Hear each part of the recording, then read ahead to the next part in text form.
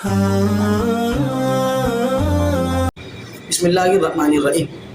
مذہب اہل تشیع کا جو عقیدہ توحید ہے وہ دراصل توہین باری تعالی ہے۔ میں اسی مذہب کی چند کتابیں آپ کے سامنے بطور حوالہ پیش کرتا ہوں کہ جس سے توہین باری تعالی ثابت ہوتی ہے۔ وہ سننے کے بعد آپ فیصلہ کیجئے کہ حق کون ہے اور باطل کون ہے۔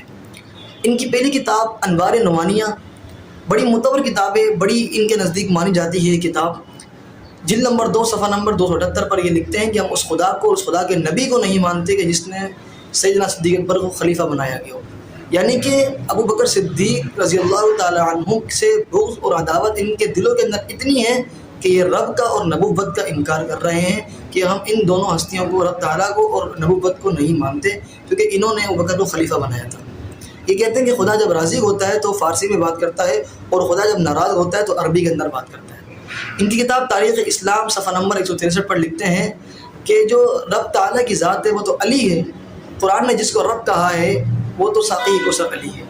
ان کی ایک اور کتاب جلاء العیون صفحہ نمبر 66 جلد نمبر 2 لکھتے ہیں کہ حضرت علی سے مدد مانگنا شرک نہیں ہے بلکہ سنت انبیاء ہے۔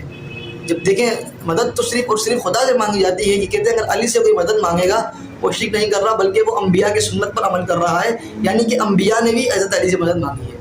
آپ دیکھیں ان کا مذہب کتنا دجل پر، کتنا فریب پر مبنی ہے۔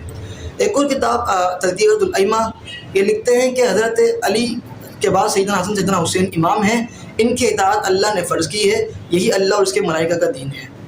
پھر لکھتے ہیں کہ خدا نے جب قرآن جبرائیل امین کو دیا، جبرائیل امین کو جب قرآن دیا، یہ قرآن لے کے جانا تھا حضرت علی کی طرف، لیکن وہ بھول گئے، ان کو غلطی ہو گئی اور وہ غلطی سے قرآن لے گئے رسول اللہ کی طرف۔ قرآن آیا حضرت علی کے لیے تھا، لیکن وہ غلطی سے رسول اللہ کی طرف چلا گیا۔ آپ دیکھیں انہوں نے خدا کی ذات کو بھی نہیں بخشا، انہوں نے نبوت کو بھی نہیں بخشا۔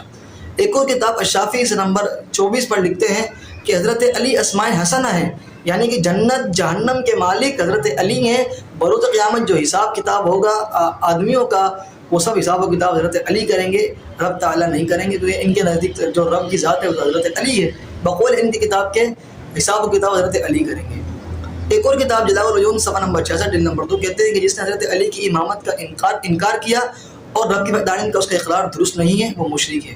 اب آپ خود اندازہ لگا لیں کہ ان کا مذہب، اہل تشیع کا جو مذہب ہے، کتنا حق پر مبنی ہے، کتنا باطل ہے۔ میں نے آپ کے سامنے ان کے ایک ایک کتاب کا حوالہ پیش کر دیا ہے اور ایک ایک بات کو کھول کے رکھ دیا ہے کہ رب تعالیٰ کے لیے ان کا کیا موقف ہے، نبوت کے لیے ان کا کیا موقف ہے، اور حضرت علی کے لیے ان کا کیا موقف ہے۔ انہوں نے رب تعالیٰ کی ذات کا بھی انکار کر دیا۔